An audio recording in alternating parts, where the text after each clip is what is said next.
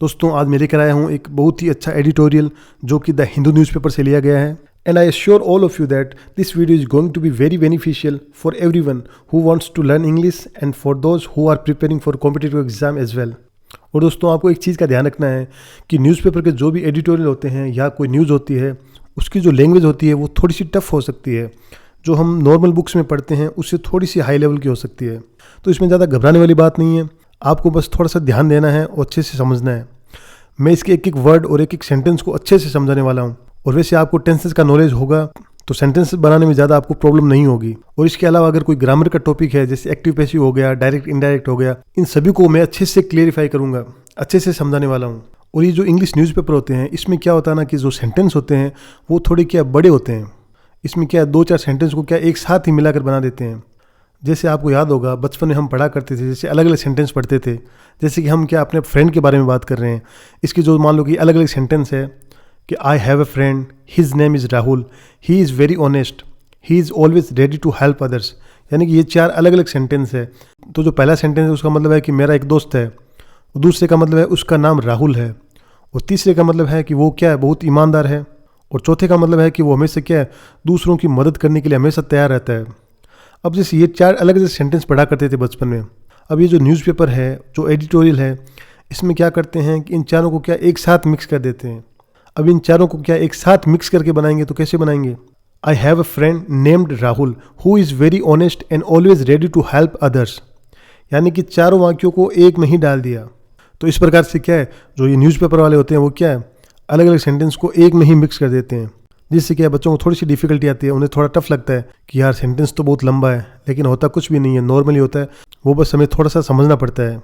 और कुछ क्या है थोड़े से एडवांस वर्ड डाल देते हैं जो कि हम क्या बोलचाल में थोड़ा कम यूज़ करते हैं, लेकिन ये जो इसमें वर्ड्स होते हैं वो क्या बार बार यूज़ किए जाते हैं। आप कुछ दिन पढ़ोगे तो क्या ये वर्ड आपको क्या याद हो जाएंगे, फिर आपको ये ज़्यादा डिफिकल्ट नहीं लगेंगे।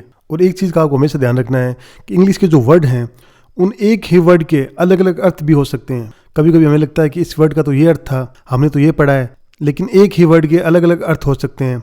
जब भी एक वर्ड अलग अलग जगहों पर यूज होता है तो उसके अर्थ भी अलग अलग हो जाते हैं। इस चीज़ का भी आपको ध्यान में रखना है। और जो सेंटेंस होता है उसको वर्ड टू वर्ड ट्रांसलेट नहीं किया जा सकता इंग्लिश में, क्योंकि कहीं कहीं पर उनका जो अर्थ है वो क्या बदल जाता है। हमने शायद बचपन से स्कूल में कुछ और पढ़ा होगा, लेकिन यहाँ पर उसका अर्थ थोड़ा अलग भी हो सकता है। इस चीज़ का ध्यान रखना आप। जैसे एक वर्ड होता है एड्रेस, एड्रेस के कई मतलब होते हैं। हमने तो बचपन से पढ़ा है कि एड्रेस का मतलब होता है पता या ठिकाना, तो ये तो एक नाउन के रूप में यूज हो रहा है। और एड्रेस का मतलब संबोधन करना भी होता है, और एक एड्रेस का मतलब निपटना भी होता है। तीनों की स्पेलिंग एक होती है लेकिन जो अर्थ हैं वो अलग अलग हैं। तो अगर ऐसा होता है तो आपको ज़्यादा कंफ्यूज नहीं होना है, क्योंकि जैसे जैसे आप लगातार पढ़ोगे तो ये आपकी प्रॉब्लम सॉल्व हो जाएगी। ये बस शुरू में लगता है, वैसे आपको सेंटेंस देख के अंदाजा हो जाएगा कि इस वर्ड का क्या अर्थ होगा।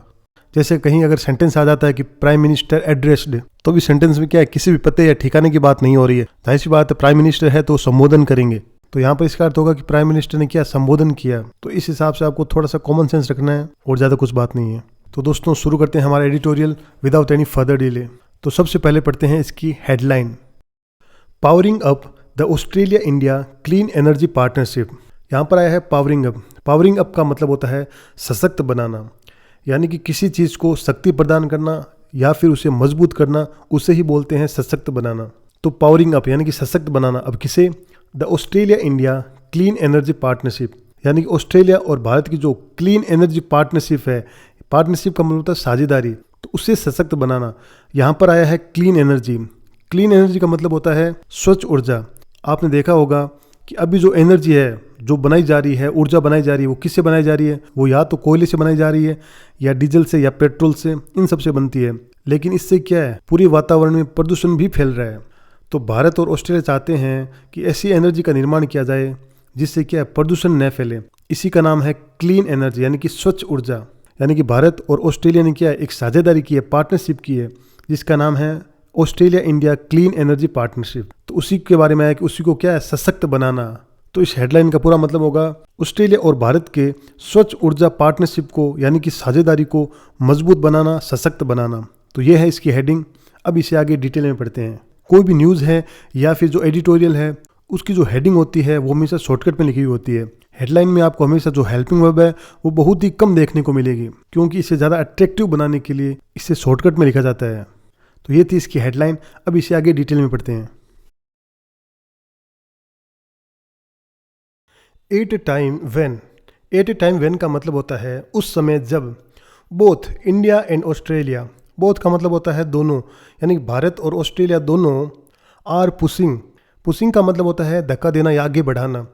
तो उस समय जब क्या है भारत और ऑस्ट्रेलिया दोनों क्या आगे बढ़ा रही हैं ambitious clean energy targets. Ambitious का मतलब होता है महत्वाकांक्षी और क्लीन एनर्जी का मतलब होता है स्वच्छ ऊर्जा, यानी कि ऐसी एनर्जी, ऐसी ऊर्जा जिससे क्या है किसी भी प्रकार का प्रदूषण न हो, यानी कि जैसे सौर ऊर्जा हो गए, पवन ऊर्जा हो गई, ये सब क्या है क्लीन एनर्जी है। और टारगेट्स का मतलब होता है लक्ष्य है, यानी कि उस समय पर जब क्या भारत और ऑस्ट्रेलिया दोनों क्या है महत्वाकांक्षी स्वच्छ ऊर्जा के जो टारगेट्स हैं उनको आगे बढ़ा रहे हैं, लक्ष्यों को आगे बढ़ा रहे हैं। इट इज़ टाइमली का मतलब होता है सही समय, यानी कि यही सही समय है दैट कि ऑस्ट्रेलियाज मिनिस्टर, यानी कि ऑस्ट्रेलिया के जो मिनिस्टर है for climate change and energy, यानी कि ऑस्ट्रेलिया के जो जलवायु परिवर्तन और ऊर्जा मंत्री है जिनका नाम है क्रिस बोवेन, इज़ अराइविंग, यानी कि वो आ रहे हैं इन दिल्ली टुडे, यानी कि वो आज दिल्ली आ रहे हैं अक्टूबर 15, यानी कि 15 अक्टूबर को। तो ये जो क्रिस बोवेन हैं ये ऑस्ट्रेलिया के जलवायु परिवर्तन और ऊर्जा मंत्री हैं।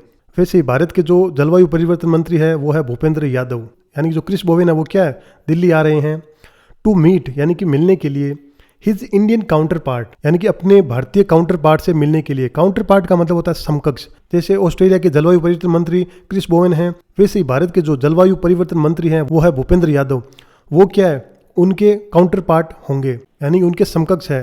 यानी कि ऐसे व्यक्ति जिनके पास समान पद है उन्हें बोलते हैं काउंटर पार्ट। जैसे भारत के प्रधानमंत्री नरेंद्र मोदी है, वैसे ही किसी और देश के अगर कोई प्रधानमंत्री है तो वो नरेंद्र मोदी के काउंटर पार्ट होंगे, यानी कि समकक्ष होंगे। तो जो क्रिस बोवेन है जो भारत के जो काउंटर पार्ट है उनसे मिलने आ रहे हैं। और किससे मिलने आ रहे हैं? New and renewable energy minister Prahlad Joshi, और भारत के जो नए और नवीनीकरण ऊर्जा मंत्री है जिनका नाम है प्रहलाद जोशी, तो उनसे भी मिलने के लिए आ रहे हैं। हिज विजिट, यानी उनका जो आगमन है कम्स, यानी कि होता है, यानी कि उनका आगमन जो ऐसे समय पर हो रहा है। अमिड्स का मतलब होता है बीच में। अब किसके बीच में? Confronting vulnerabilities. कन्फ्रंटिंग का मतलब होता है सामना करना, यानी कि ऐसे समय पर जब क्या है सामना कर रहे हैं वल्नरेबिलिटीज का मतलब होता है कमजोरियां, यानी कि वो इस बीच में आ रहे हैं जब क्या है हम क्या है कमजोरियों का सामना कर रहे हैं। अब किस चीज में? In the global supply chains of businesses, यानी कि जो बिजनेस की जो ग्लोबल सप्लाई चेन है। ग्लोबल सप्लाई चेन का मतलब होता है कि कोई भी मशीनें हो गई, कोई पुर्जे हो गए या फिर कोई कच्चा माल हो गया, उनको बाहर भेजते हैं या फिर बाहर से मंगवाते हैं, उन्हें बोलते हैं ग्लोबल सप्लाई चेन, यानी कि वैश्विक आपूर्ति प्रणाली। तो जो बिजनेस की जो ग्लोबल सप्लाई चेन है उसमें क्या है हम कमजोरियों का सामना कर रहे हैं। And the government grappling with, और जो सरकार है वो क्या है ग्रेपलिंग विद का मतलब होता है संघर्ष करना, यानी कि सरकार क्या है संघर्ष कर रही है। अब किस चीज़ से? How to meet ambitious targets. Ambitious target का मतलब होता है महत्वाकांक्षी लक्ष्य, यानी कि how to meet ambitious targets, यानी कि जो महत्वाकांक्षी जो लक्ष्य है उनको कैसे प्राप्त किया जाए, उनको कैसे पूरा किया जाए। यहाँ पर हाउ टू मीट का मतलब है कैसे पूरा किया जाए, यहाँ पर मीट का मतलब मिलना नहीं है। अब जो एम्बिशियस टारगेट है वो किसके बारे में है? In the clean energy transition, यानी कि स्वच्छ ऊर्जा के परिवर्तन में, बदलाव में जो क्या एम्बिशियस टारगेट्स हैं, यानी कि उसमें कैसे परिवर्तन लाए जाए। तो सरकार क्या है इस चीज का सामना कर रही है। और इस बीच में क्या है क्रिस बोवेन भारत आ रहे हैं। The central challenge is clear. Central challenge का मतलब होता है मुख्य चुनौती, यानी कि जो मुख्य चुनौती है वो क्या स्पष्ट है। अब मुख्य चुनौती क्या है? How to scale up. Scale up का मतलब होता है ऊपर उठाना या फिर आगे बढ़ाना। तो क्या कैसे ऊपर उठाया जाए रिन्यूएबल एनर्जी, यानी जो नवीनीकरण जो ऊर्जा है उसको कैसे स्केल अप किया जाए, उनको कैसे बढ़ाया जाए। वाइल, यानी कि के दौरान, यानी कि ऐसे समय पर जब क्या है अवॉइडिंग का मतलब होता है बचना। In on going our dependence on China. On going का मतलब होता है जो भी वर्तमान में चल रहा है, और ओवर डिपेंडेंस का मतलब होता है किसी चीज़ पर ज़रूरत से ज़्यादा निर्भरता, यानी कि जो अभी जो ज़रूरत से ज़्यादा जो निर्भरता चल रही है ऑन चाइना, यानी कि चाइना पर, उससे बचते हुए, यानी कि अभी वर्तमान में हम अमूमन सामान क्या है चाइना से ही मंगाते हैं, चाइना पर डिपेंड है हम ज़रूरत से ज़्यादा, यानी कि जो हमारी ज़रूरत से ज़्यादा जो नीड्स है वो चाइना के ऊपर डिपेंड करती है। तो इस चीज़ से बचकर हम क्या है किस प्रकार से हमारा जो नवीनीकरण ऊर्जा है, रिन्यूएबल एनर्जी है, उसको बढ़ाया जाए, ये क्या एक चुनौती है। अब आगे जो सेंटेंस आया है विच डोमिनेट्स, अब ये चाइना के बारे में बताया गया है। डोमिनेट्स का मतलब होता है किसी पर हावी होना। विच डोमिनेट्स, यानी कि जो हावी है, डोमिनेट करता है। द प्रोसेसिंग एंड मैन्युफैक्चरिंग, यानी कि प्रोसेसिंग में और मैन्युफैक्चरिंग में, of critical material. Critical material का मतलब होता है जरूरी जो भी मटेरियल है उन्हें बोलते हैं क्रिटिकल मटेरियल, यानी कि जो जरूरी सामान है, जरूरी पदार्थ हैं, उनकी जो प्रोसेसिंग है और मैन्युफैक्चरिंग है, इन सब चीज़ों में क्या है, चाइना सब पर हावी है। तो भारत सरकार चाहती है कि जो चाइना के ऊपर जो ओवर डिपेंडेंस है, यानी कि ज़रूरत से ज़्यादा जो निर्भरता है, उससे कैसे बचा जाए और हमारी जो नवीनीकरण ऊर्जा है उसको क्या है, किस प्रकार से स्केल अप किया जाए, उनको बढ़ाया जाए। दिस इज़ वेयर का मतलब है यही वह जगह है या फिर यही वह स्थिति है, यानी कि अब जिस मोड पर हम हैं। The India Australia renewable energy partnership, यानी भारत और ऑस्ट्रेलिया की जो नवीनीकरण जो ऊर्जा जो साझेदारी है, पार्टनरशिप है। अब आगे जो सेंटेंस आया है वो कोमा के अंदर आया है। जब भी कोमा के अंदर कोई सेंटेंस आए तो इसका मतलब है वो सब्जेक्ट के बारे में कुछ इन्फॉर्मेशन दे रहा है, जानकारी दे रहा है। तो अब यहाँ पर जो पार्टनरशिप आया है यानी साझेदारी है, उसके बारे में बताया गया है कि लॉन्च्ड, यानी कि जो शुरू की गई लास्ट ईयर, यानी कि पिछले साल, by prime minister Narendra Modi and Anthony Albanese, यानी कि पिछले साल क्या है, प्रधानमंत्री नरेंद्र मोदी और जो एंथनी अल्बनीज है उनके द्वारा जो शुरू की गई थी ये पार्टनरशिप। अब जो आगे का सेंटेंस है पार्टनरशिप के बाद में वो यहाँ से स्टार्ट है, मस्ट मूव, यानी कि अब उसे मूव करना चाहिए। मूव का मतलब है एक जगह से दूसरी जगह ले जाना। अब कहाँ से, from vision to implementation. Vision का मतलब होता है सोच या फिर योजना, यानी कि हम अब केवल सोच रहे हैं, अब क्या है, सोच से क्या है, इम्प्लीमेंटेशन की ओर ले जाना पड़ेगा, यानी कि उसे अब व्यवहार में लाना पड़ेगा, इस पर कुछ काम करना पड़ेगा, केवल सोचने से नहीं होगा। यानी ये जो भारत और ऑस्ट्रेलिया की जो नवीनीकरण ऊर्जा जो साझेदारी पार्टनरशिप है, इस पर अब क्या है, काम करना पड़ेगा। If it is to succeed, यदि इसे सफल करना है, यानी कि सफल किया जाना है, तो क्या है, बोथ कंट्रीज, यानी कि दोनों देशों को क्या है, नीड, यानी कि दोनों देशों को नीड है, ज़रूरत है, टू फोकस, यानी कि ध्यान देने की ज़रूरत है।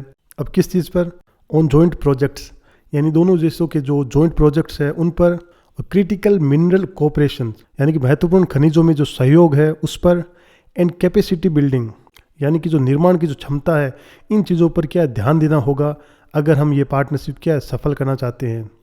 टर्निंग का मतलब होता है बदलते हुए, क्लाइमेट एम्बिशंस, यानी कि जो क्लाइमेट के संबंधी जो हमारे लक्ष्य हैं उन्हें क्या बदलते हुए, इनटू प्रैक्टिकल रिजिलियंट आउटकम्स, यानी उसे क्या है, प्रैक्टिकल में यानी व्यवहारिक में, और रिजिलियंट का मतलब होता है लचीला या फिर टिकाऊ, यानी इसे क्या व्यवहारिक और टिकाऊ परिणामों में क्या है, बदलते हुए इन चीज़ों पर क्या ध्यान देना होगा अगर हम क्या है ये पार्टनरशिप सफल करना चाहते हैं। तो मिस्टर बोवेन विल हैव, यानी कि मिस्टर बोवेन के पास होगा, द चांस, यानी कि अवसर होगा, टू हाईलाइट, यानी कि प्रकाशित करने का, प्रकाश डालने का, हाईलाइट करने का, the significance of this partnership. Significance का मतलब होता है महत्व और पार्टनरशिप का मतलब होता है साझेदारी, यानी कि ये जो पार्टनरशिप है, साझेदारी है, इसके महत्व पर प्रकाश डालने का क्या है, मिस्टर बोवेन के पास क्या अवसर है, यानी कि उसको अवसर मिलेगा। अब कब, वैन, यानी कि जब, ही डिलीवर्स, अब यहाँ पर आया डिलीवर्स। डिलीवर का मतलब होता है किसी चीज़ को कहीं पहुँचाना, भेजना, यानी कि उनके पास मौका है जब वो क्या डिलीवर करें, भेजें, पहुँचाएं, क्या चीज़, the Australia India institutions annual oration. यहाँ पर आया ओरेशन, ओरेशन का मतलब होता है भाषण, यानी कि Australia India institutes annual oration, यानी कि ऑस्ट्रेलिया इंडिया इंस्टीट्यूट के जो वार्षिक भाषण होगा इन न्यू दिल्ली दिस वीक, यानी कि नई दिल्ली में इस सप्ताह। तो उनके पास चांस है कि भाषण के थ्रू वो क्या है इस चीज़ को बताएं, उनके पास ये क्या अवसर है ताकि ये जो पार्टनरशिप है इसे क्या है, सफल बनाया जाए।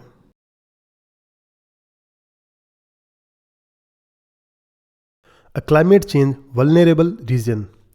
क्लाइमेट चेंज का मतलब होता है जलवायु परिवर्तन, और वल्नरेबल का मतलब होता है कमजोर या फिर असुरक्षित, यानी कि जलवायु परिवर्तन से असुरक्षित। रीजन का मतलब होता है क्षेत्र, यानी कि जलवायु परिवर्तन से असुरक्षित या फिर प्रभावित क्षेत्र, यानी कि जलवायु परिवर्तन से जो प्रभावित है, जो असुरक्षित जो क्षेत्र है वो कौन कौन से हैं वो बताया गया है। आपने एक चीज़ सुनी होगी, एक होता है वेदर, एक होता है सीजन और एक होता है क्लाइमेट। तीनों देखने में एक जैसे लगते हैं लेकिन तीनों का मतलब अलग अलग होता है। एक होता है वेदर, यानी कि यदि अगर कोई मौसम है जो 15-20 घंटे तक एक जैसा रहे, यानी कि 15-20 घंटों तक तो एक जैसा रहे और उसके बाद में बदलता रहे 10-15 घंटों में, 15-20 घंटों में, तो वो तो होता है वेदर, यानी कि वेदर क्या है, लगभग 15-20 घंटे, 24 घंटे इतना ही रहता है।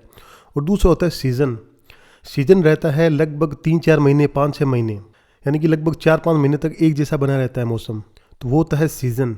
और एक होता है क्लाइमेट, यानी कि अगर कोई मौसम है जो लगभग 15-20 साल, 50 साल एक जैसा बना रहे तो उससे बोलते हैं क्लाइमेट। जैसे हमारे भारत में क्या है, फिक्स है लगभग कि मार्च से लेके जुलाई तक लगभग गर्मी पड़ती है, और उसके बाद क्या 2-3 महीने बारिश का मौसम होता है, और उसके बाद क्या है अक्टूबर नवंबर से सर्दी स्टार्ट हो जाती है। तो एक साइकिल लगभग कई सालों से चलता आ रहा है।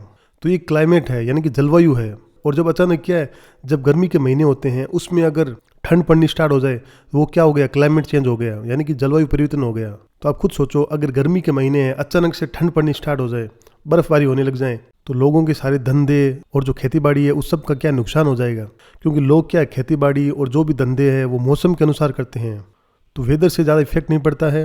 लेकिन अगर क्लाइमेट ही चेंज हो जाए तो उससे बहुत ज़्यादा फर्क पड़ता है। तो अब क्लाइमेट चेंज से जो प्रभावित क्षेत्र है वो कौन कौन से हैं उसके बारे में बताया गया है। The Indo Pacific is already experiencing. अब जो इंडो पैसिफिक जो क्षेत्र है यानी कि हिंद प्रशांत क्षेत्र, वो क्या ऑलरेडी अनुभव कर रहा है, एक्सपीरियंस कर रहा है। तो ये जो इंडो पैसिफिक जो क्षेत्र है उसमें कौन कौन से देश आते हैं पता है आपको? इसमें कई देश आते हैं, जैसे ऑस्ट्रेलिया भी आता है, चाइना आता है, भारत हो गया, जापान हो गया, साउथ कोरिया हो गया और यूनाइटेड स्टेट भी आता है। तो इस क्षेत्र में बहुत से देश आते हैं। तो ये सभी देश क्या है, ऑलरेडी क्या एक्सपीरियंस कर रहे हैं the harshest effect. Harshest effect का मतलब होता है कि सबसे गंभीर प्रभाव। अब किस चीज़ के? ऑफ क्लाइमेट चेंज, यानी कि जलवायु परिवर्तन के। तो जो हिंद प्रशांत जो क्षेत्र है वो पहले से ही क्या है, जलवायु परिवर्तन के जो सबसे गंभीर जो परिणाम है, प्रभाव है, उनका क्या सामना कर रहा है, यानी कि उन्हें अनुभव कर रहा है ऑलरेडी। बिटवीन 1970 एंड 2022, यानी कि 1970 से लेकर 2022 के बीच में द रीजन एवरेज्ड, यानी उस क्षेत्र का जो एवरेज है, औसतन है, वो क्या है, nearly 10 climate related disasters.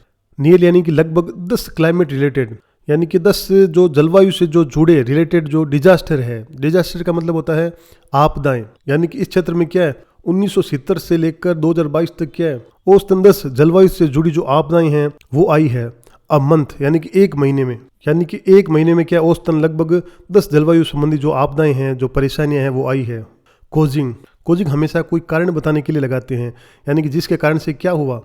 Causing thousands of फैटालिटीज का मतलब होता है घातक परिणाम, या फिर किसी घटना से लोगों की जो मृत्यु हुई है उससे बोलते हैं फैटालिटीज, यानी कि जो कारण बना है हजारों लोगों की मौतों का। इन बिलियंस इन लॉसेस, और जिसके कारण क्या है बिलियंस यानी कि अरबों का क्या लॉस हुआ है, नुकसान हुआ है। बाय 2050 यानी कि 2050 तक प्रोजेक्शंस का मतलब होता है अनुमान। तो जो अनुमान है वो सजेस्ट करते हैं, वो बताते हैं कि 2050 तक क्या है as many as 89 million people, यानी कि लगभग 89 मिलियन पीपल तक क्या है, यानी कि 8.9 करोड़ लोगों तक क्या है कुड बी डिस्प्लेस्ड। डिस्प्लेस का मतलब होता है विस्थापित होना, यानी कि एक जगह से दूसरी जगह चले जाना। यानी कि ऐसा अनुमान लगाया जा रहा है कि 2050 तक क्या है लगभग 8.9 करोड़ लोग, यानी कि 89 मिलियन पीपल क्या है अपने घरों से क्या है बेघर हो सकते हैं, यानी कि अपने घरों से विस्थापित हो सकते हैं। विद 80% यानी कि 80% के साथ ऑफ द रीजन्स पॉपुलेशन का मतलब है उस क्षेत्र की आबादी। डायरेक्टली इम्पैक्टेड, और डायरेक्टली इम्पैक्टेड का मतलब है सीधे तौर पर प्रभावित होना, यानी कि इस क्षेत्र की क्या लगभग 80% आबादी क्या है सीधे तौर पर प्रभावित होने के साथ क्या है 89 मिलियन पीपल लोग क्या है अपने घरों से बेघर हो सकते हैं। To mitigate the challenges, mitigate का मतलब होता है कम करना। तो टू मिटिगेट यानी कि कम करने के लिए, द चैलेंजेस का मतलब होता है चुनौतियाँ, यानी कि चुनौतियों को कम करने के लिए इंडिया हैज़ प्लीज्ड का मतलब होता है वादा करना। तो भारत ने वादा किया है टू रीच का मतलब होता है पहुँचना, यानी कि पहुँचने के लिए 500 गीगावाट यानी कि 500 गीगावाट तक पहुँचने का वादा किया है ऑफ नॉन फॉसिल इलेक्ट्रिसिटी। अब देखो यहाँ पर है नॉन फॉसिल इलेक्ट्रिसिटी, एक होता है फॉसिल इलेक्ट्रिसिटी और एक होता है नॉन फॉसिल इलेक्ट्रिसिटी, यानी कि ऐसी जो इलेक्ट्रिसिटी या बिजली जो कि क्या है कोयला से, तेल से या गैस से तैयार की जाए उसे बोलते हैं फॉसिल इलेक्ट्रिसिटी, यानी कि जीवाश्म इलेक्ट्रिसिटी। और यदि कोयला, तेल और गैस के बिना अगर कोई इलेक्ट्रिसिटी तैयार की जाए, बिजली बनाई जाए, उसे बोलते हैं नॉन फॉसिल इलेक्ट्रिसिटी, यानी कि जैसे सौर ऊर्जा हो गई या पवन ऊर्जा हो गई, उनसे अगर बिजली बनाते हैं तो उसी को बोलते हैं नॉन फॉसिल इलेक्ट्रिसिटी। तो भारत ने वादा किया कि क्या है 500 गीगावाट क्या है नॉन फॉसिल इलेक्ट्रिसिटी तैयार करेंगे, कैपेसिटी यानी कि क्षमता तक, बाय 2030 यानी कि 2030 तक। तो भारत ने वादा किया है कि वो क्या है 2030 तक 500 गीगावाट गैर जीवाश्म बिजली उत्पादन क्षमता को क्या है हासिल करेंगे, वहां तक पहुंचेंगे। विद अबाउट यानी कि उसी के साथ लगभग क्या है 280 gigawatt to come from solar, यानी कि 280 गीगावाट क्या है सोलर से प्राप्त करने के साथ ही क्या है 500 गीगावाट बिजली तक पहुंचेंगे, यानी कि उनमें से क्या 280 गीगावाट है वो क्या सोलर से प्राप्त करेंगे। एंड इट इज़ और ये पहले से ही क्या है 5 years अहेड, अहेड का मतलब होता है आगे, और यह क्या है पहले से ही 5 साल आगे हैं ऑफ स्केजुअल, स्केजुअल का मतलब होता है समय सीमा, इसको हम शेड्यूल भी पढ़ सकते हैं, दोनों ही सही है। यानी कि भारत क्या है पहले से ही क्या है समय सीमा से 5 साल आगे चल रहा है टू रीच इट, यानी कि इसे प्राप्त करने के लिए, यहाँ तक पहुँचने के लिए। इन जुलाई 2025 यानी कि जुलाई 2025 में हाफ ऑफ इंडियाज़ यानी भारत की जो आधी इंस्टॉल्ड इलेक्ट्रिसिटी कैपेसिटी, इंस्टॉल का मतलब होता है स्थापित करना, यानी कि भारत में जो स्थापित की गई है इलेक्ट्रिसिटी कैपेसिटी यानी कि बिजली की जो क्षमता है जो इंस्टॉल की गई है, स्थापित की गई है, उसकी जो आधी है वो क्या है is now from non fossil sources. अब वो क्या है नॉन फॉसिल सोर्सेज से आती है, यानी कि जुलाई 2025 तक भारत की जो कुल बिजली जो क्षमता है उसका जो आधा हिस्सा है वो क्या है नॉन फॉसिल सोर्सेज से आता है। सोर्सेज का मतलब होता है स्रोत, यानी जो क्या है गैर जीवाश्म ऊर्जा के जो स्रोत है वहाँ से प्राप्त हो रही है आधी। मीनवाइल, मीनवाइल का मतलब होता है इसी बीच या इसी दौरान। ऑस्ट्रेलिया हैज़ रिसेंटली सेट अ, यानी कि ऑस्ट्रेलिया ने रिसेंटली यानी कि हाल ही में सेट अ यानी कि तय किया है, तो ऑस्ट्रेलिया ने हाल ही में तय किया है। अब क्या तय किया है 62% टू 70% रिडक्शन, यानी कि 62 से 70% तक क्या है रिडक्शन करने के लिए तय किया है। रिडक्शन यानी कि कमी करना। अब किस चीज़ में इन एमिशंस, एमिशंस का मतलब होता है उत्सर्जन, यानी कि जो भी गैसें हैं जो वायुमंडल में छोड़ी जा रही है, जैसे कार्बन डाइऑक्साइड हो गई जो कि क्या वायुमंडल को क्या प्रदूषित कर रही है, तो उनमें क्या रिडक्शन करने के लिए उन्होंने क्या तय किया है बिलो 2005 लेवल्स, यानी कि 2005 में जो स्तर था लेवल था उससे भी क्या है 62 से 70% तक कमी करने के लिए उन्होंने क्या तय किया है बाय 2035 यानी कि 2035 तक। तो ऑस्ट्रेलिया ने क्या हाल ही में यह लक्ष्य बनाया, यह तय किया है कि क्या है 2035 तक क्या है 2005 की तुलना में जो उत्सर्जन हो रहा था उससे भी क्या है 62 से 70% क्या है कमी लाया जाए, रिडक्शन किया जाए। Raising it's climate ambitions, raising का मतलब होता है ऊपर उठाना, ऊंचा करना, यानी कि ऊंचा करते हुए इट्स क्लाइमेट एम्बिशन, यानी कि अपने जो क्लाइमेट यानी कि जो जलवायु संबंधी जो एम्बिशंस थे, लक्ष्य हैं, उनको क्या ऊपर उठाते हुए in line with net zero goals, यानी कि नेट जीरो गोल्स के अनुरूप। तो ऑस्ट्रेलिया चाहता है कि जो उनकी जो क्लाइमेट संबंधी जो एम्बिशंस है वो क्या है नेट जीरो गोल्स तक पहुंच जाए, उस लाइन तक पहुंच जाए, ताकि उनके कोई भी एम्बिशंस बाकी ना रहे, सारी जो एम्बिशंस है क्लाइमेट से संबंधित वो सारे क्या पूरे हो जाएं। मिस्टर बोवेन सेड रिसेंटली, तो जो मिस्टर बोवेन हैं उन्होंने हाल ही में कहा on the sidelines, on the sideline का मतलब होता है किसी बैठक या सभा के दौरान, लेकिन जो मुख्य बैठक होती है उसमें कुछ न कहकर अलग से साइड में अगर कोई बैठक होती है, महासभा होती है, उसमें कुछ कहना, उसे बोलते हैं ऑन द साइडलाइन। अब किसके दौरान of the United nation general assembly, जिसको हिंदी में कहते हैं संयुक्त राष्ट्र महासभा। तो इसके दौरान मिस्टर बोवेन ने कहा दैट कि द एमिशंस, यानी कि जो उत्सर्जन है, जो प्रदूषण है, रिडक्शन टारगेट, यानी कि एमिशन रिडक्शन टारगेट मतलब जो प्रदूषण घटाने का जो टारगेट है, लक्ष्य है, इज एम्बिशियस, यानी कि वो क्या महत्वाकांक्षी है, यानी कि बड़ा लक्ष्य है वो। एंड अचीवेबल, अचीवेबल का मतलब होता है जिसे क्या हासिल कर सकते हैं, यानी कि वो क्या है हासिल किया जा सकता है। बट ऑल्सो इन्वेस्टेबल, लेकिन साथ ही साथ वो क्या इन्वेस्टेबल भी है। इन्वेस्टेबल का मतलब होता है उसमें निवेश भी करना पड़ सकता है हमें, यानी कि जो हमारा प्रदूषण घटाने का जो लक्ष्य है वो क्या है एम्बिशियस भी है और अचीवेबल भी है, लेकिन साथ ही साथ क्या इन्वेस्टेबल भी है। येट फिर भी टारगेट्स अलोन, टारगेट्स अलोन का मतलब होता है केवल लक्ष्य डू नॉट इंसुलेट, वो क्या इंसुलेट नहीं करते, यानी कि बचाते नहीं है। इंसुलेट का मतलब होता है बचाना, तो केवल टारगेट तय करने से क्या है बचा नहीं सकते। अब किस चीज़ से अगेंस्ट स्ट्रक्चरल रिस्क, यानी कि जो स्ट्रक्चरल जो रिस्क है, यानी कि जो संरचनात्मक जो खतरे हैं उससे नहीं बचा सकते। यानी कि हम केवल टारगेट तय कर लेते हैं तो उससे कुछ नहीं होना, हमें और भी मेहनत करनी पड़ेगी, निवेश करना पड़ेगा, उस पर कुछ काम करना पड़ेगा, तभी हमारा जो इमिशन रिडक्शन जो टारगेट है, प्रदूषण कम करने को जो लक्ष्य है, उससे क्या है प्राप्त कर सकते हैं, उसे क्या पूरा कर सकते हैं। The global clean energy transitions, यानी कि विश्व स्वच्छ ऊर्जा की ओर जो बदलाव है, ट्रांजिशन है, डिपेंड्स, यानी कि वो निर्भर करता है किस पर, ऑन क्रिटिकल मिनरल्स। क्रिटिकल का मतलब होता है महत्वपूर्ण और मिनरल्स का मतलब होता है खनिज, यानी कि ये सब किस पे निर्भर करता है महत्वपूर्ण खनिजों पर। सोलर कंपोनेंट्स, और जो भी सोलर कंपोनेंट्स है, सोलर उपकरण है, उस पर बैटरीज एंड हाइड्रोजन टेक्नोलॉजीज, और जो बैटरी है और जो हाइड्रोजन संबंधी जो टेक्नोलॉजी है, यानी कि जो तकनीकें हैं, यानी कि इन सब चीज़ों पर क्या है ग्लोबल क्लीन एनर्जी ट्रांजिशन निर्भर करता है। यानी ये सब चीज़ें होगी तभी हम क्या है विश्व में क्या है क्लीन एनर्जी बना पाएंगे। The risk of single country dependence. The risk का मतलब होता है खतरे। ऑफ सिंगल कंट्री का मतलब है एक ही देश। और डिपेंडेंस का मतलब होता है किसी पर निर्भर रहना, यानी कि किसी एक देश पर निर्भर रहने के खतरे। तो जाहिर सी बात है अगर किसी चीज़ के लिए अगर एक ही देश पर निर्भर रहेंगे तो खतरा भी उत्पन्न हो सकता है। न जाने कब वो उनके साथ क्या व्यवहार ख़राब हो जाए और वो हमें सप्लाई करने से मना कर दे, तो इसके खतरे भी हैं। हमने पिछला जो पैराग्राफ पढ़ा था वो था जलवायु परिवर्तन के खतरे, यानी कि क्लाइमेट अगर चेंज होता है तो उससे किस प्रकार के खतरे हो सकते हैं। लेकिन अब ये जो हम पैराग्राफ पढ़ेंगे इसमें बताया गया है कि किस प्रकार अगर एक देश पर निर्भर रहते हैं तो उसके क्या खतरे हो सकते हैं। यानी कि किसी भी प्रकार के सामान के लिए अगर एक ही देश पर निर्भर रहते हैं तो उसके खतरे भी होते हैं। तो उसी के बारे में यहाँ पर बताया गया है। टुडे यानी कि आज, much of this value chain, much of का मतलब होता है ज़्यादातर, अधिकांश हिस्सा। ऑफ दिस वैल्यू चेन का मतलब होता है किसी चीज़ के प्रोडक्शन से लेकर, यानी कि उसको बनाने से लेकर उसको सप्लाई करने तक की जो प्रक्रिया होती है उससे बोलते हैं वैल्यू चेन। यानी कि किसी चीज़ को क्या है पूरा बनाने से लेकर सप्लाई करने तक की जो भी प्रक्रिया होती है उसे ही बोलते हैं वैल्यू चेन। तो much of this value chain यानी कि इस वैल्यू चेन का जो अधिकांश जो हिस्सा है इज कॉन्सेंट्रेटेड का मतलब होता है केंद्रित होना। तो इस वैल्यू चेन का जो अधिकांश हिस्सा है वो केंद्रित है इन वन कंट्री, यानी कि एक ही देश में केंद्रित है। अब वो तो आपको पता ही है वो कौन सा देश है जिस पर केंद्रित है, जाहिर सी बात है वो चाइना है। तो चाइना रिफाइंस ओवर 90%। चाइना रिफाइंस का मतलब होता है शुद्ध करना या प्रोसेस करना।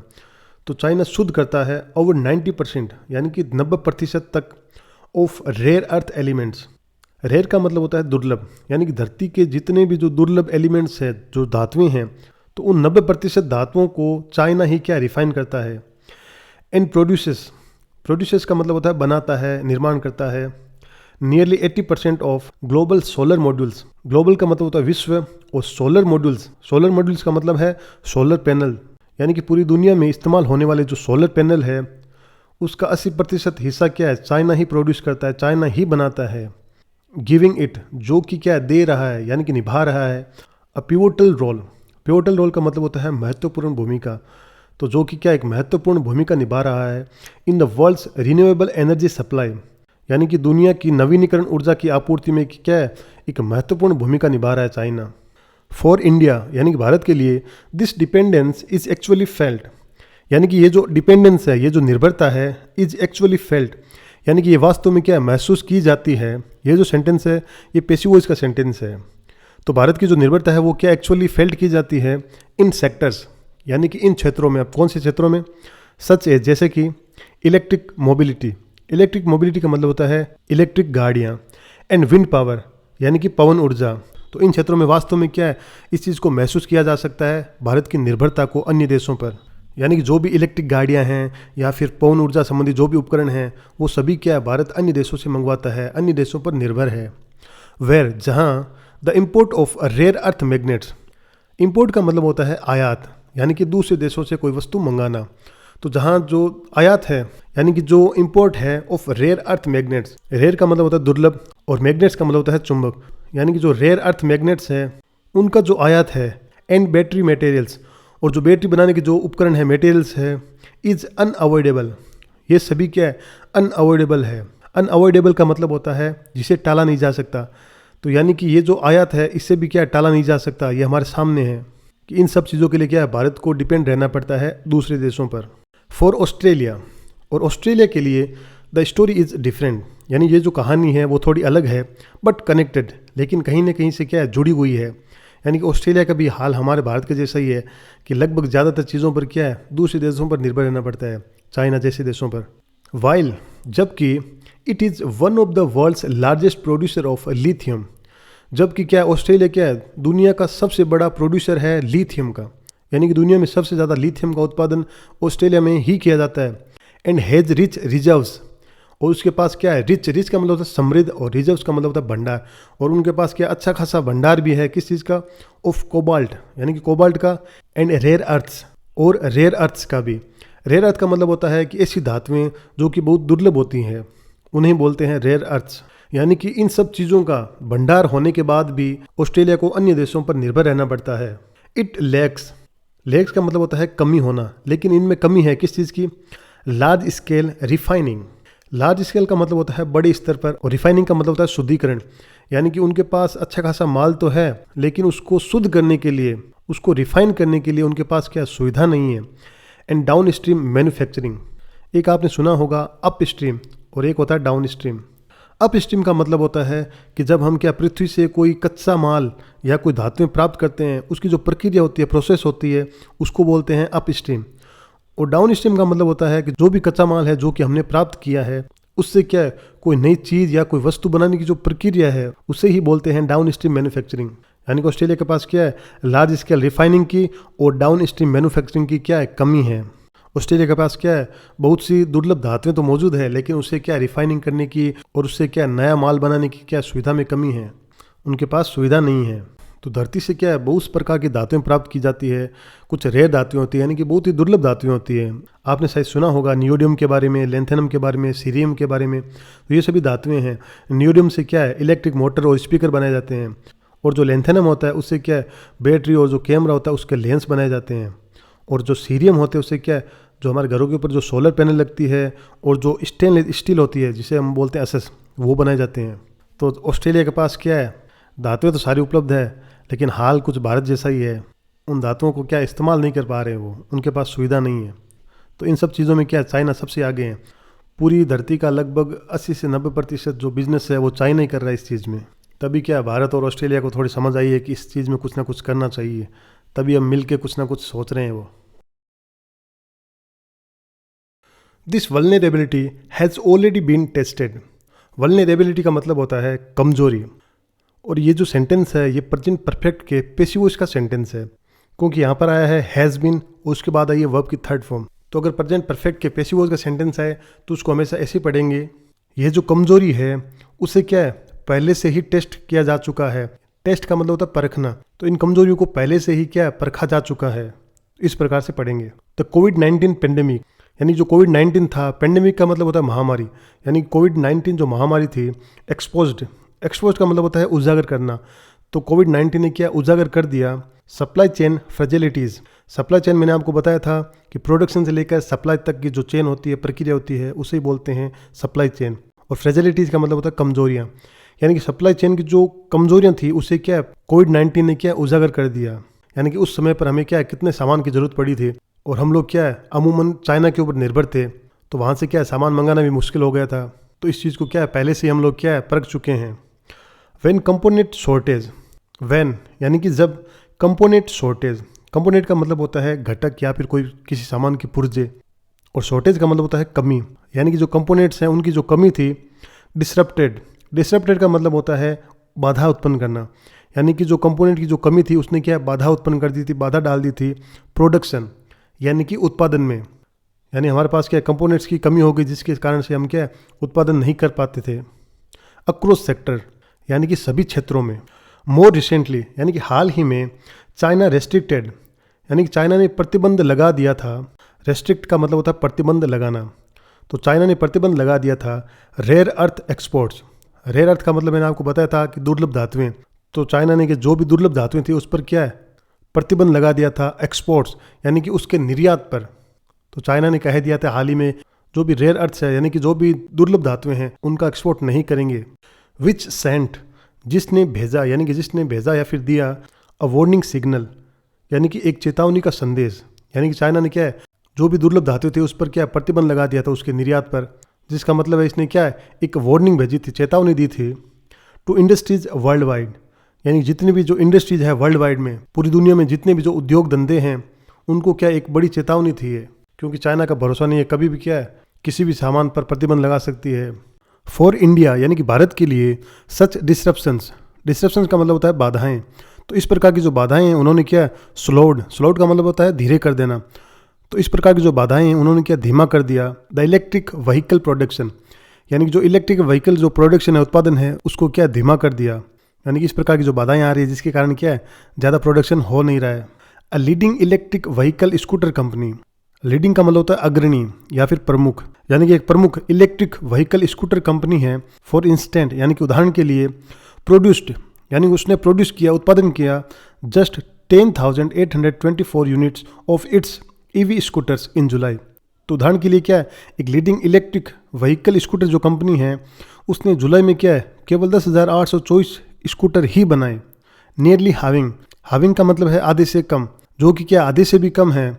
आउटपुट का मतलब होता है परिणाम, जो कि क्या है आधे से भी कम परिणाम है फ्रॉम अ ईयर अर्लियर का मतलब होता है पिछले साल, तो पिछले साल के मुकाबले ये क्या है आधे से भी कम है। फॉर ऑस्ट्रेलिया के लिए दे उन्होंने अंडरलाइन किया यानी कि उन्होंने उजागर किया the risk of being a raw material supplier alone. The risk of यानी कि जोखिमों को, अब कौन सी जोखिम, being a raw material supplier alone. Being का मतलब होता है बनना, तो being a raw material supplier alone यानी कि सिर्फ कच्चा माल सप्लायर बनने का जो जोखिम है उसको क्या ऑस्ट्रेलिया ने अंडरलाइन किया, उजागर किया कि हम क्या केवल कच्चा माल ही सप्लाई कर पाते हैं, क्योंकि हमारे पास ऐसी टेक्नोलॉजी नहीं है जो कि क्या कच्चे माल से वस्तुओं का निर्माण कर सकें, प्रोडक्शन कर सकें। दीज एग्जाम्पल्स मेक क्लियर यानी कि इन उदाहरणों से क्या स्पष्ट होता है वाई डाउन स्ट्रीम प्रोसेसिंग यानी कि क्यों जो ये डाउन स्ट्रीम प्रोसेसिंग है यानी कि कच्चे माल से किसी वस्तु का निर्माण करने की जो प्रक्रिया है वो, और क्या है डाइवर्सिफिकेशन का मतलब होता है विविधता, अनेकता। तो डाउन स्ट्रीम प्रोसेसिंग और जो डाइवर्सिफिकेशन है वो, एंड सप्लाई चेन रेजिलेंस, और जो सप्लाई चेन की जो मजबूती है, रेजिलेंस का मतलब होता है मजबूती या लचीलापन, आर नॉट ऑप्शनल यानी कि जो भी डाउन स्ट्रीम प्रोसेसिंग है, डाइवर्सिफिकेशन है और जो सप्लाई चेन है, इनकी जो मजबूती है वो क्या है सिर्फ ऑप्शनल नहीं है बल्कि स्ट्रेटेजिक इम्पेरेटिव्स। स्ट्रेटेजी का मतलब होता है रणनीतिक रूप से और इम्पेरेटिव्स का मतलब होता है जरूरी। तो ये जो उदाहरण है ये क्या है स्पष्ट करते हैं कि आगे की जो उत्पादन जो प्रक्रिया है, विविधीकरण है और सप्लाई चेन है, क्यों उसकी मजबूती केवल वैकल्पिक नहीं है बल्कि ये क्या है रणनीतिक रूप से क्या आवश्यक भी है, क्योंकि पूरे वर्ल्ड में जो भी इलेक्ट्रिक चीजें हैं उसका 80 से 90% प्रोडक्शन केवल चाइना करता है और हम सभी चाइना के ऊपर निर्भर हैं, जो कि हमारे लिए क्या है बहुत बड़ी मुश्किल भी हो सकता है, क्योंकि जैसे कोरोना आया था उसमें भी मुश्किल हुई थी और हाल ही में चाइना ने क्या है अपनी जो भी दुर्लभ धातुएं हैं उसके निर्यात पर क्या प्रतिबंध लगा दिया था। तो कभी भी ऐसी स्थिति आ सकती है। The REP presents a framework. The REP का मतलब है कि भारत और ऑस्ट्रेलिया ने मिलकर एक साझेदारी की है, एक पार्टनरशिप की है, उसी का नाम है REP, जिसकी फुल फॉर्म है रिन्यूएबल एनर्जी पार्टनरशिप यानी कि नवीनीकरण ऊर्जा साझेदारी। यानी कि ऑस्ट्रेलिया और भारत ने मिलकर एक पार्टनरशिप की, एक साझेदारी की है जिसमें उन्होंने तय किया है कि हम क्या नवीनीकरण ऊर्जा पर काम करेंगे, यानी कि दोनों देश मिलकर नवीनीकरण ऊर्जा पर काम करेंगे, नई ऊर्जा का निर्माण करेंगे जो कि क्या नॉन फॉसिल्स एनर्जी होगी। तो the REP presents a framework यानी कि जो REP है वो प्रेजेंट करता है यानी कि प्रस्तुत करता है अ फ्रेमवर्क का मतलब होता है ढांचा। तो एक ऐसा ढांचा प्रस्तुत करता है टू रिस्पॉन्ड यानी कि रिस्पॉन्ड करने के लिए, सामना करने के लिए। अब किस चीज़ का? टू दिस चैलेंज यानी कि इन चुनौतियों का सामना करने के लिए एक ढांचा प्रस्तुत करता है जो हमारी साझेदारी है वो। इट लेज आउट का मतलब होता है निर्धारण करना, यानी कि यह निर्धारित करता है कोऑपरेशन का मतलब होता है सहयोग, यानी ये जो पार्टनरशिप है, साझेदारी है, ये क्या सहयोग को निर्धारित करती है अक्रॉस 8 एरियाज यानी कि 8 क्षेत्रों में। यानी भारत और ऑस्ट्रेलिया ने क्या है एक साझेदारी की है, पार्टनरशिप की है, जिसमें उन्होंने तय किया है कि हम क्या है 8 क्षेत्रों में एक दूसरे का क्या सहयोग करेंगे। अब वो 8 क्षेत्र कौन कौन से हैं?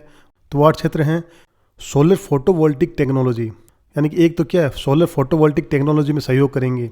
सोलर फोटोवोल्टिक टेक्नोलॉजी का मतलब होता है कि सूर्य की रोशनी से क्या है बिजली को उत्पन्न करना, इसी को बोलते हैं सोलर फोटोवोल्टिक टेक्नोलॉजी। तो एक तो इसमें सहयोग करेंगे और अगला है ग्रीन हाइड्रोजन, यानी कि ग्रीन हाइड्रोजन में यानी कि स्वच्छ ऊर्जा का निर्माण करने के लिए भी सहयोग करेंगे। और एनर्जी स्टोरेज यानी कि ऊर्जा भंडारण में सोलर सप्लाई चेन यानी कि सौर ऊर्जा से जुड़ी जो भी सप्लाई चेन है उसमें। सर्कुलर इकोनॉमी इन रिन्यूएबल्स यानी कि नवीनीकरण ऊर्जा में क्या है सर्कुलर जो अर्थव्यवस्था है उसमें सहयोग करेंगे।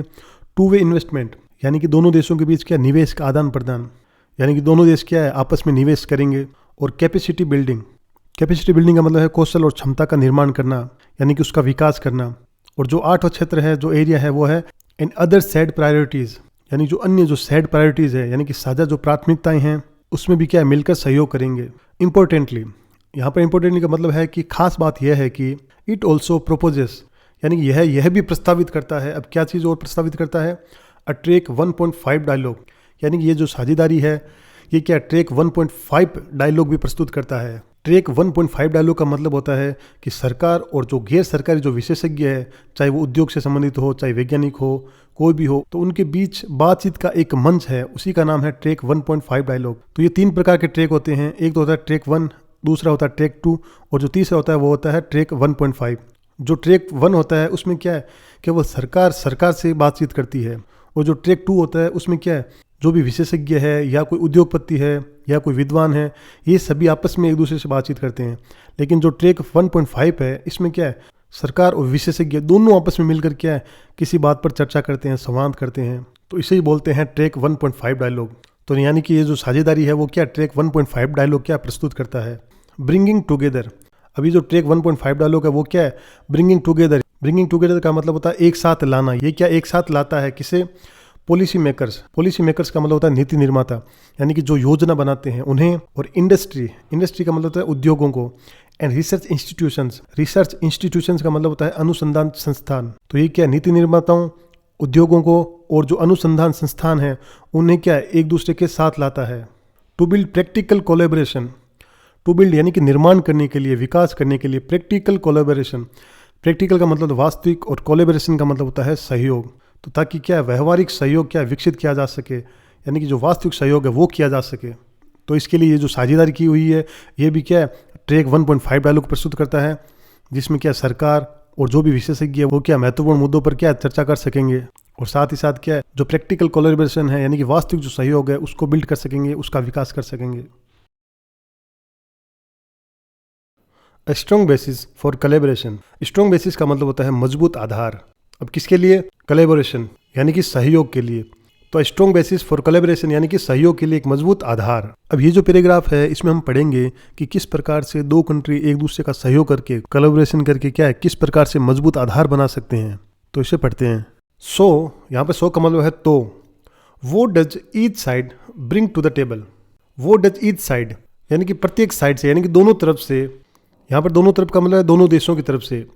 Bring to the table, bring to the table ये एक ईडियम है, यानी कि एक मुहावरा है जिसका मतलब होता है कुछ उपयोगी योगदान देना। तो what does each side bring to the table यानी कि दोनों देश अपनी तरफ से क्या है, क्या योगदान दे सकते हैं। तो यहाँ पर क्या है, दोनों तरफ से मतलब भारत और ऑस्ट्रेलिया की बात हो रही है। ऑस्ट्रेलियाज स्ट्रेंथ्स यानी कि ऑस्ट्रेलिया की जो ताकतें हैं, लाइज इन यानी कि वो निहित है किसमें, इन इट्स रिसोर्स बेस यानी कि उसके जो प्राकृतिक जो संसाधन है, जो स्रोत है जिससे वो क्या है खनिज धातु प्राप्त करता है, उसमें निहित है। एंड रेगुलेटरी स्टेबिलिटी, और जो उसकी नियमित जो स्टेबिलिटी है, स्थिरता है, उसमें है, यानी कि उसके जो स्थिर कानून नीतियां हैं उसमें उसकी क्या है ताकतें हैं। इट कैन सप्लाई इंडिया यानी कि ये भारत को सप्लाई कर सकता है, यानी कि उपलब्ध करा सकता है। विद क्रिटिकल मिनरल्स यानी कि महत्वपूर्ण जो मिनरल्स है, खनिज है, वो क्या उपलब्ध करा सकता है। सच एज जैसे कि लिथियम यानी कि लिथियम हो गया जो बैटरी बनाने में काम आता है। एंड रेयर अर्थ्स यानी कि और जो महत्वपूर्ण जो धातुएं हैं, जो दुर्लभ धातुएं हैं, वो क्या उपलब्ध करा सकता है। यानी कि ऑस्ट्रेलिया के पास क्या है, लिथियम और जो रेयर अर्थ्स है वो काफ़ी मात्रा में है। लेकिन द रियल वैल्यूज लाइज यानी कि जो असली जो वैल्यू है, असली जो मूल्य है, असली जो फायदा है, लाइज इन यानी कि है, अब किस में है, इन को इन्वेस्टिंग का मतलब होता है संयुक्त रूप से निवेश करने में, यानी कि दोनों देश मिलकर अगर कोई इन्वेस्ट करें तो उसमें ज़्यादा फायदा है। अब किस चीज़ में इन्वेस्ट करें, in refining and processing infrastructure.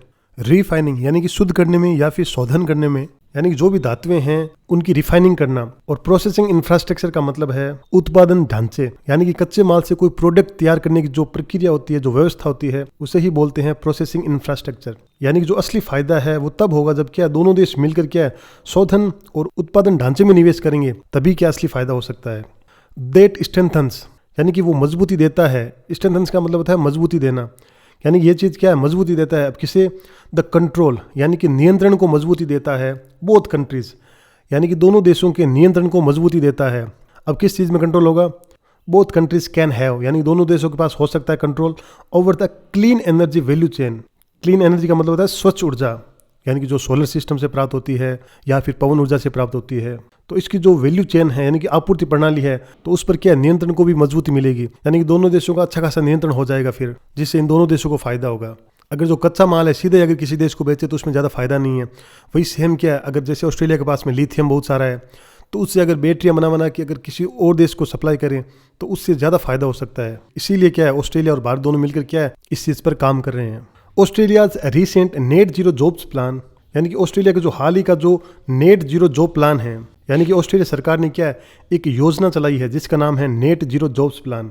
Net zero का मतलब है कि सरकार का उद्देश्य है कि क्या है, जो भी प्रदूषण वाली जो गैसें हैं उनका स्तर जीरो करना और जो साफ ऊर्जा है उसको बढ़ाना। तो इसी के संदर्भ में ऑस्ट्रेलिया सरकार ने क्या है, नेट जीरो जॉब्स का प्लान किया है, जिसमें क्या सरकार ऐसे काम पैदा करेगी जिसमें क्या प्रदूषण को कम किया जाएगा और जो साफ ऊर्जा है उसको क्या बढ़ाया जाएगा। तो ऑस्ट्रेलिया की जो नई जो नेट जीरो जॉब्स योजना है ऑल्सो रिफ्लेक्ट्स इट्स फोकस, यानी कि वो रिफ्लेक्ट करती है, वो दिखाती है इट्स फोकस, यानी उसके ध्यान को दिखाती है। यानी कि ऑस्ट्रेलिया सरकार ने जो योजना चालू की है वो क्या है, फोकस करती है किस चीज़ पर, on creating the skilled workforce. Skilled workforce का मतलब होता है कुशल श्रमिक, क्रिएटिंग का मतलब होता है तैयार करना, बनाना। यानी कि ऑस्ट्रेलिया सरकार की ये जो योजना है वो ये बताती है कि ऑस्ट्रेलिया सरकार क्या है, कुशल श्रमिक तैयार कर रही है। नीडेड फॉर दिस ट्रांजिशन, जो कि क्या आवश्यक है, फॉर दिस ट्रांजिशन। ट्रांजिशन का मतलब होता है बदलाव, यानी जो क्या है इस बदलाव के लिए क्या बहुत ही ज़रूरी है, जो बदलाव कर रहे हैं स्वच्छ ऊर्जा की ओर जो बदलाव किया जा रहा है उसमें बहुत ही ज़्यादा ज़रूरी है। इन एरिया, यानी कि एक ऐसा क्षेत्र वेयर जहाँ कोलैबोरेशन विद इंडिया, यानी कि भारत के साथ कोलैबोरेशन करना, यानी कि भारत के साथ सहयोग करना, मेक्स सेंस, यानी जो क्या सेंस देता है, यानी कि समझदारी भरा कदम है। यानी यह एक ऐसा क्षेत्र है जहाँ पर क्या है, जिसमें भारत के साथ अगर सहयोग करते हैं तो ये बहुत ही समझदारी की बात है, क्योंकि भारत भी इस फील्ड में काम करना चाहता है। तो ये भारत और ऑस्ट्रेलिया दोनों के लिए फायदेमंद है। India's own advantage lies in, यानी भारत का जो खुद का जो एडवांटेज है, यानी कि जो लाभ है वो निहित करता है किसमें, lies in its scale and youth. Scale का मतलब होता है आकार, पैमाना। यहाँ पर बात हो रही है भारत की जनसंख्या की, क्योंकि भारत में काफ़ी जनसंख्या है, तो इसमें भी क्या है भारत का लाभ हो सकता है। एंड यूथ, यूथ का मतलब है युवा। तो जो भारत का खुद का जो फायदा है वो क्या है, उसकी आबादी और उसके युवा में निहित है। यानी कि भारत की काफ़ी जनसंख्या है जिसको अगर सही निर्देशित किया जाए, सही दिशा निर्देश मिले तो ये काफ़ी सही साबित हो सकता है। क्योंकि भारत में जनसंख्या काफ़ी है लेकिन स्किल की कमी है, लोगों के पास टेक्नोलॉजी नहीं है, ज्ञान नहीं है, जिसकी वजह से जो जनसंख्या वो क्या है बोझ लग रही है। लेकिन एक्चुअली इसका अगर अच्छे से फायदा उठाया जाए तो बहुत कुछ अच्छा भी कर सकते हैं। चाइना में भी क्या है जनसंख्या बहुत है, लेकिन वो चाइना को कभी बोझ नहीं लगती, क्योंकि सरकार उनकी जनसंख्या का क्या सही इस्तेमाल कर रही है, सभी को क्या स्किल्ड कर रही है, सभी को क्या कुछ ना कुछ सिखा रही है जो देश को क्या फ़ायदा देती है।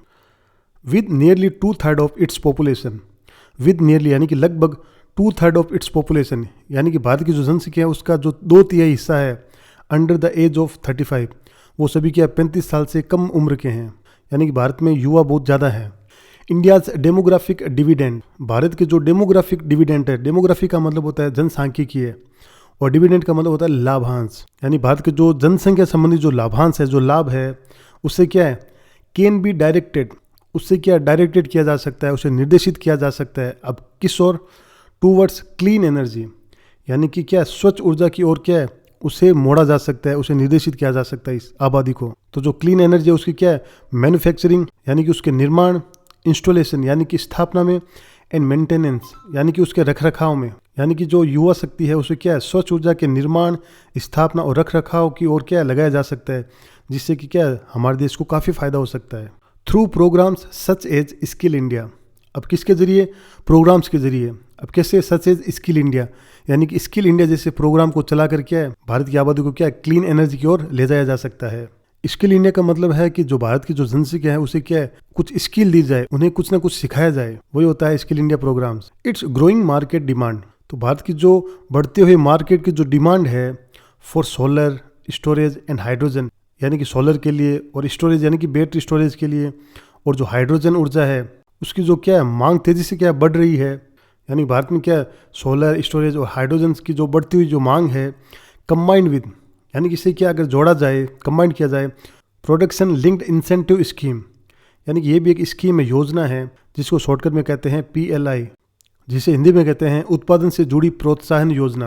यानी कि एक प्रकार की योजना है, स्कीम है। यानी कि भारत की जो डिमांड है सोलर की, स्टोरेज की और हाइड्रोजन की, तो उसे क्या इस स्कीम के साथ जोड़ा जाए तो ये क्या ऑफर्स, यानी कि ये क्या अवसर देती है, ऑफर देती है ऑस्ट्रेलियन फर्म्स, यानी ऑस्ट्रेलिया की जो फर्म्स है, कंपनियां हैं, उन्हें ऑफर देती है इन एवेन्यू, एवेन्यू का मतलब होता है मार्ग, यानी कि ये क्या है मार्ग देती है टू एक्सपेंड इन्वेस्टमेंट, एक्सपेंड का मतलब होता है बढ़ाना और इन्वेस्टमेंट का मतलब होता है निवेश करना। तो ये क्या है ऑस्ट्रेलिया को क्या भारत में निवेश को बढ़ाने का क्या मौका देती है। वाइल हेल्पिंग, यानी कि हेल्प करते हुए, डाइवर्सिफाई सप्लाई चेन्स, डाइवर्सिफाई का मतलब होता है विविधता और सप्लाई चेन मैंने आपको बताया था कच्चे माल से लेकर सप्लाई तक की जो प्रक्रिया होती है उसे बोलते हैं सप्लाई चेन। तो ये क्या सप्लाई चेन की जो विविधता है उसमें भी क्या हेल्प कर सकती है। यहाँ पर जो आया है डाइवर्सिफाई, जिसका मतलब होता है विविधता, अनेकता। यानी कि जैसे अभी क्या है सारी देश की जो सप्लाई चेन है वो क्या है एक ही देश पर केंद्रित है, एक ही देश पर निर्भर करती है। लेकिन अगर भारत और ऑस्ट्रेलिया क्या है साथ में मिलकर अगर क्लीन एनर्जी की ओर काम करेंगे तो ये क्या डाइवर्सिफाई में भी यानी कि विविधता में भी क्या है हेल्प करेंगे। यानी कि फिर क्या एक देश पर निर्भर नहीं रहना पड़ेगा, उसमें क्या विविधता आ जाएगी। टुगेदर यानी कि साथ में मिलकर ऑस्ट्रेलियाज रिसोर्सेस यानी ऑस्ट्रेलिया के जो भी रिसोर्सेस है यानी कि जो प्राकृतिक संसाधन है, एंड इंडियाज वर्कफोर्स और जो भारत का जो वर्कफोर्स है, क्योंकि भारत में जनसंख्या काफ़ी है तो भारत की जो कामकाजी जो जनशक्ति है ये दोनों चीज़ें क्या है साथ में मिलकर कैन फॉर्म द बैकबोन। ये क्या है फॉर्म कर सकती है बैकबोन। बैकबोन का मतलब होता है रीढ़ की हड्डी। जैसे हमारा जो शरीर है वो क्या है पूरा का पूरा रीढ़ की हड्डी पर टिका हुआ है, वैसे क्या भारत और ऑस्ट्रेलिया मिलकर क्या है एक रीढ़ की हड्डी बना सकते हैं, मतलब नींव रख सकते हैं। अब किस चीज़ की? Of A more resilient and regionally anchored clean energy ecosystem. More resilient का मतलब होता है और अधिक लचीला, एंड रीजनली एंकर्ड का मतलब होता है क्षेत्रीय रूप से टिकाऊ। यानी कि ये दोनों देश मिलकर क्या है एक मजबूत, स्थिर और क्षेत्रीय क्लीन एनर्जी जो इकोसिस्टम है उसकी बैकबोन बना सकते हैं, उसकी नींव बना सकते हैं। मिस्टर बोवन्स दिल्ली विजिट यानी कि मिस्टर बोवन की जो दिल्ली यात्रा है वो, अब आगे देखो एक सेंटेंस लिखा हुआ है जो कि एक पूरा फ्रेज है। आगे लिखा हुआ है could not have come at a more crucial moment. इसका मतलब होता है कि जब भी हमें जैसे कहना हो कि ये सही समय है किसी काम को करने का, यानी कि इससे बेहतर समय नहीं हो सकता है, तब ये जो फ्रेज है वो एज इट इज लगा देते हैं। जैसे कभी कभार हमें जैसे बोलना पड़ता है कि किसानों के लिए बारिश का इससे अच्छा समय नहीं हो सकता था, यानी कि बारिश बिल्कुल सही समय पर हुई है। तो इसको अगर हमें इंग्लिश में कहना है तो हम इस फ्रेज का यूज़ करेंगे। कैसे? तो आगे जो सब्जेक्ट है जिसकी बात कर रहे हैं वो लगा दो, और इससे आगे क्या जो फ्रेज है वो एज इट इज लगा दो। तो इसमें क्या बारिश की बात हो रही है तो वो लिख दो पहले, तो इसमें सबसे पहले लिख दो द रेन, उसके बाद जो फ्रेज है वो एज इट इज लगा दो। तो the rain could not have come at a more crucial moment for the farmers, यानी कि किसानों के लिए। और जिससे हमें कहना है कि डॉक्टर का आना क्या है बहुत ही सही समय पर हुआ है, यानी कि यही सही समय है, इससे बेहतर समय नहीं हो सकता था। तो इसको कैसे बोलेंगे? The doctors arrival could not have come at a more crucial moment. तो इस प्रकार से इस फ्रेज का यूज़ किया जाता है। अब जैसे इसमें आया है मिस्टर बोवन्स दिल्ली विजिट, यानी कि मिस्टर बोवन की जो दिल्ली यात्रा है वो क्या है could not have come at a more crucial moment, यानी कि मिस्टर बोवन की जो दिल्ली यात्रा है इससे ज़्यादा महत्वपूर्ण समय पर नहीं हो सकती थी, यानी कि यही सही समय है। कोऑपरेशन टू डिलीवर, कोऑपरेशन का मतलब होता है सहयोग, टू डिलीवर यानी कि डिलीवर करने के लिए। अब किस चीज़ को? क्लीन एनर्जी, यानी कि स्वच्छ ऊर्जा को डिलीवर करने के लिए, देने के लिए। टुगेदर यानी एक साथ, यानी कि दोनों देशों का जो सहयोग है क्लीन एनर्जी को डिलीवर करने का। कुड शो यानी कि ये दिखा सकता है, शो कर सकता है द वर्ल्ड यानी कि दुनिया को। अब क्या दिखा सकता है? हाउ टू डेमोक्रेसीज, यानी कि किस प्रकार से दो डेमोक्रेसीज यानी कि लोकतांत्रिक देश कैन रिस्पॉन्ड यानी कि सामना कर सकते हैं टू अ रीजन, यानी कि एक ऐसे क्षेत्र का under constant threat. Constant threat का मतलब होता है कि जो लगातार खतरों से जूझ रहा है। अब कौन से खतरों से? ऑफ क्लाइमेट रिलेटेड डिजास्टर, यानी कि जलवायु परिवर्तन से जुड़े जो डिजास्टर्स हैं उनके जो लगातार जो खतरे हैं उनका सामना क्या भारत और ऑस्ट्रेलिया किस प्रकार से कर सकते हैं, वो क्या है पूरी दुनिया को दिखा सकते हैं। एंड डिलीवर, और डिलीवर कर सकते हैं क्या चीज़? Resilient clean energy supply chains, यानी कि क्या है एक मजबूत व स्थिर क्लीन एनर्जी सप्लाई चेन क्या है बना सकते हैं, डिलीवर कर सकते हैं। टू एड्रेस इट, यानी कि इससे निपटने के लिए, यानी कि जो जलवायु संबंधी जो समस्याएं हैं उससे निपटने के लिए। यहाँ पर जो है एड्रेस के कई मतलब हैं। एक तो जब एड्रेस को नाउन के रूप में यूज़ करते हैं तो उसका मतलब होता है पता या फिर कोई ठिकाना, और यदि इसको वर्ब के रूप में यूज़ करते हैं तो इसका मतलब एक संबोधन करना भी होता है और किसी चीज़ से निपटना ये भी होता है। तो यहाँ पर निपटने के अर्थ में आया है, यानी कि टू एड्रेस इट, यानी कि इससे निपटने के लिए। तो दोस्तों ये था आज का हमारा एडिटोरियल। आई होप आप सभी को पसंद आया होगा। यदि आपको हमारा जो ट्रांसलेशन है और समझाने का जो तरीका है वो अच्छा लगा है तो आप सभी से एक छोटी सी रिक्वेस्ट है कि हमारा जो चैनल है उसको सब्सक्राइब कर लें ताकि हमारे जितने भी वीडियोज़ हैं वो आपको मिलते रहें। Thank you so much for staying tuned guys. See you in the next video. Till then take care and bye bye.